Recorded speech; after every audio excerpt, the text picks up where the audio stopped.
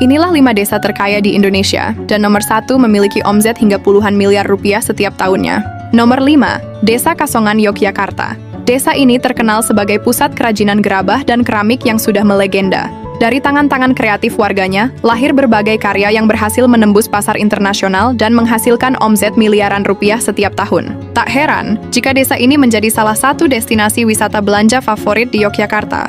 Sebuah bukti bahwa sesuatu yang tampak biasa, jika diolah dengan kreativitas, bisa berubah menjadi sumber kesejahteraan yang luar biasa. Nomor 4, Desa Sekapuk, Jawa Timur. Berlokasi di Kabupaten Gresik, desa ini sukses mengubah bekas tambang kapur yang terbengkalai menjadi destinasi wisata populer bernama Setigi atau Selo Tirtogiri. Hasilnya pun luar biasa, desa ini dijuluki desa miliarder dan mampu menyediakan berbagai fasilitas untuk warganya, mulai dari ambulans berstandar internasional hingga mobil operasional mewah. Kalau biasanya bekas tambang identik dengan cerita masa lalu, di Sekapuk justru menjadi pintu menuju masa depan yang lebih cerah. Nomor 3, Desa Ponggok, Jawa Tengah.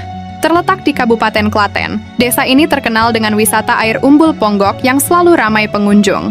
Berkat kreativitas dan pengelolaan yang baik, pendapatan BUMDes-nya mampu menembus belasan miliar rupiah per tahun. Bahkan, desa ini memiliki program yang membantu biaya pendidikan anak-anak warganya hingga jenjang sarjana. Ibarat mata air yang tak pernah berhenti mengalir, manfaat yang dihasilkan desa ini juga terus mengalir kembali kepada masyarakatnya. Nomor 2, Desa Bendar, Jawa Tengah. Berada di Kabupaten Pati, desa ini dikenal sebagai kampung nelayan miliarder. Mayoritas warganya menggantungkan perekonomian dari sektor perikanan tangkap yang dikelola secara modern. Tak heran jika banyak rumah megah berdiri di desa ini. Bahkan, suasananya sekilas seperti sedang berada di kawasan perumahan elit. Di sini, ombak bukan hanya membawa ikan ke daratan, tetapi juga membawa harapan dan kesejahteraan bagi banyak keluarga.